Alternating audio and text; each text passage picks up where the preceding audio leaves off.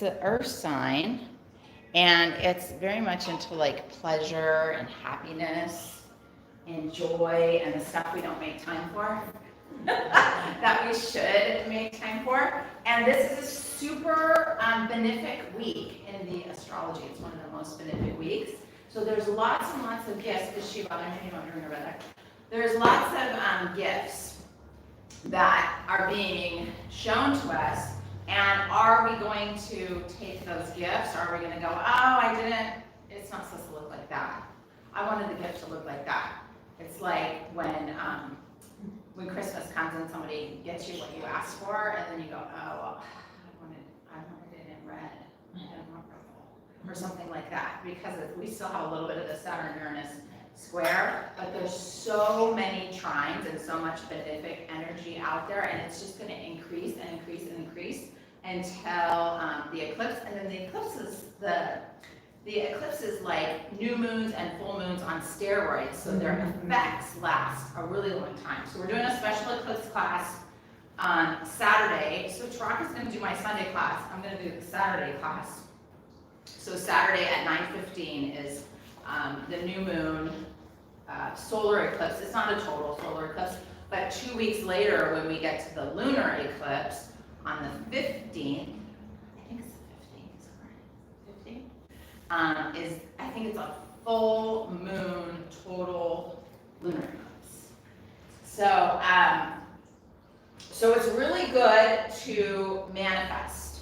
Now, what we're working on up until then is releasing fear, releasing what's holding us back from manifesting. And usually what's holding you back is your fear. Whether you're aware of your fears or not, usually they're subconscious. And I was talking last night about how you're one of 12, right? So there's 11 others of you, as your soul splits into 12, in other dimensions that you're also working on that fear in those dimensions, and you're working on ancestral fear.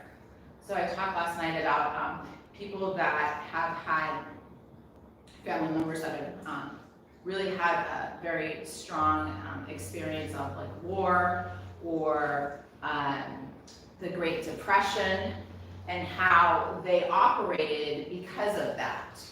And then that is in your DNA. So I was talking about a family member that would like save every little tiny morsel of food, like if it was this much, whatever, broccoli at the end of dinner, they would like wrap it up and put it in the refrigerator, right? Because they're operating from that, there wasn't enough food, so you never throw food away, which I don't like throwing food away either, but I have that a lot in my DNA because my grandfather would tell me about the Great Depression, and he lived through, he was born in the First World War, he lived through the Second World War, and then, he lived till he was in his 90s. So I used to hear stories of like they were starving. They came from Sicily and they were starving. And so as I'm gobbling my food, he would tell me stories about, you should really enjoy this pasta right now. He told me about his first experience making pasta and how he was so hungry, and he worked all day, and I forget why his mom and his sisters were gone, and he was trying to make pasta, and it ended up just being one big clump of dough, and he was just like eating the dough.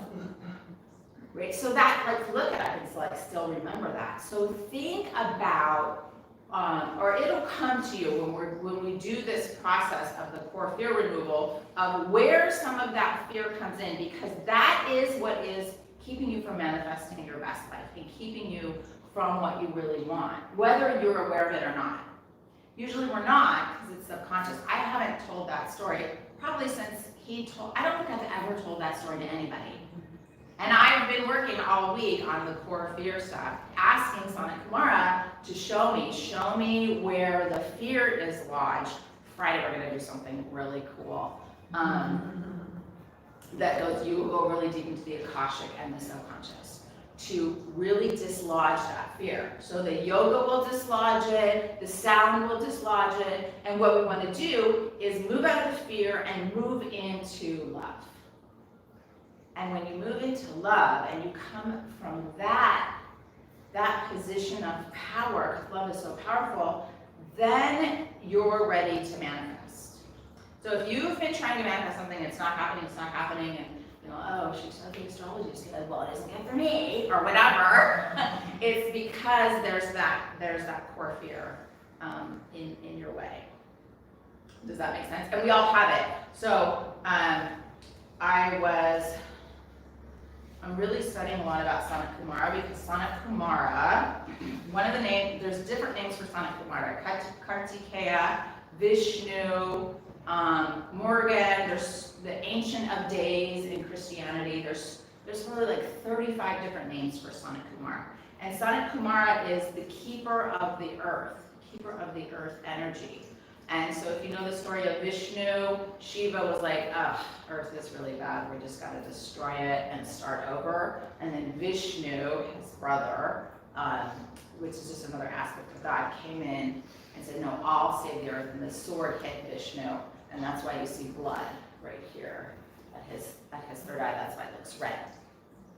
So a lot of times when we have fear, we think that I'm not safe, or it could be a fear of failure. I'm not even going to try because I won't do it perfectly. So I'm just not even going to try. This is fine what I'm doing right now. I'll just hum it along in life, right? So the people that are selling the property, we met them the other day, and they were showing us how everything works. I'm like, oh my God, this is so much work. I need all of you guys to live there because we can't do that much work. And they were talking about manifesting, and they owned a winery. They had like so much going on in their life. And their daughter, who's an actress, is really big into manifesting, and she's like, what do you want to manifest? And they're like, oh, we would just get in our big motorhome and we would just take off and see the world. And she goes, well, do it. Why don't you just do it? And they were like, oh, we'd have to sell the winery, we'd have to sell the house, we'd have to, she'd have to sell her job. And there was like all these things. And so then you're just going to be going along, never doing what your real dream is. Like, if not now, when? When are you going to do it? And they were like, okay, we're gonna do it. And then, they sold to a rabbi, and I said, yeah, you were supposed to sell to me because I've been manifesting this place for years. And they were like, well, we wish you would have told the realtor that. I go, I did. So if it's in alignment with your Dharma path, it will happen. And because you're wanting it so much, because it's so important to you, it is in alignment with your Dharma path. Otherwise, you wouldn't be yearning for it as much as you are. So, it was big lessons. Sometimes you're going for it, and then you don't get it. Like this property, we didn't get it. And then it's a lesson in surrender. It's like, okay, I guess that wasn't in our Dharma path. We weren't supposed to get it. And every single day in Hawaii, we lost the property. Like literally, this isn't going to come through. The loan's not going to come through. So-and-so's going to back out, blah, blah, blah, blah. Don't give him this list of repairs, he's going to go to the next person. I mean, it was just like every single day until the very last day when we left. I mean, like within hours. I'm like activating like codes all over Kauai, But the more I was like pushing it, every time I would push it, we would lose it. And every time I surrendered and just went, it would come back. So that's why the first class I taught when I got back was surrender. So that's also a part of letting go of the fear. You just need to surrender to Source, because Source has grand plans for you. And you're always going to be taken care of. Whether it's calling to Sanat Kumara, Vishnu, Kartikeya, whatever there's so many traditions. In Tibetan Buddhism, it's Chenrezig or I can never say it, Avalokitesvara, right?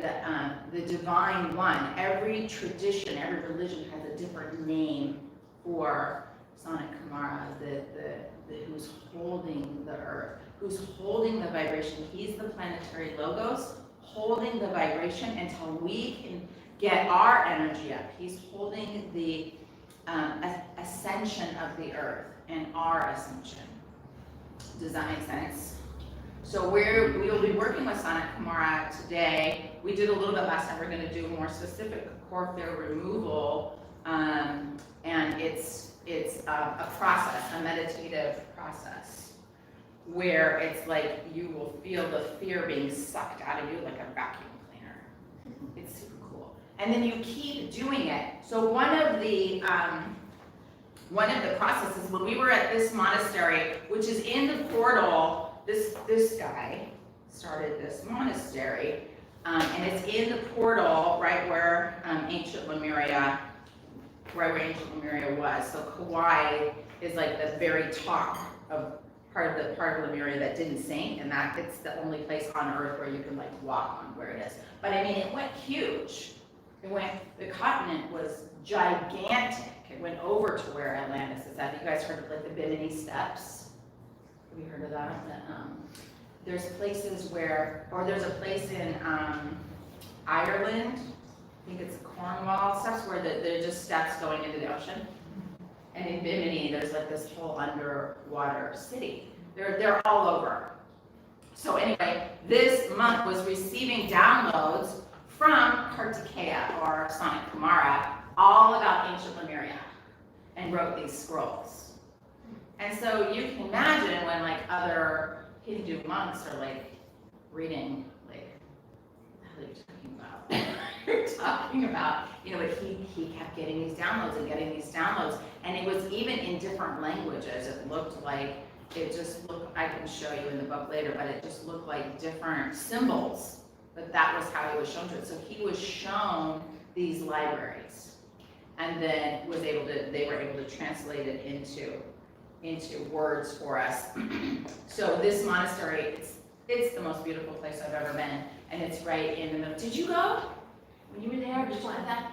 It's by Waialea Falls, because I think you went there, right? I didn't go to the monasteries. You didn't? Okay, well, it's in there. I think you were in that part, because you went to the secret waterfall, right? I think it's in there. It's on the, I'll show you what side it's on, but I think you were there. And so people that, like Catherine, we used Catherine's condo. I'm like, Catherine, you're at one of the 7 sacred sites for Lemuria. You could walk there from your condo. And she's like, oh God, I can't wait to go back. She's been going every year, but you know, she just knows, I feel good in Kauai. It feels good there. So even if you're just going because it feels good in Kauai, you're receiving those light codes. You're picking it up. There's rainbow light everywhere, right? It's just incredible. And the rainbow light is representative of your light body. That's your light body. Your light body is way out. It's the rainbow bridge. You've heard of that? I've talked about that before, the rainbow bridge. That's your light body. So it's way out. It's not just the 10 bodies in Kundalini Yoga, but it's way out there, and that's what's connecting you. And when those monks do have you ever seen, I think I showed it in a teacher training, the Tibetan monks that do the conscious death? Yeah, and then they turn into like this rainbow light. You can see like the rainbow light, and they become their light body, and they ascend. It's very cool. Okay, but because we're still here right now, not doing it, we're working on fear. All right, so let's tune in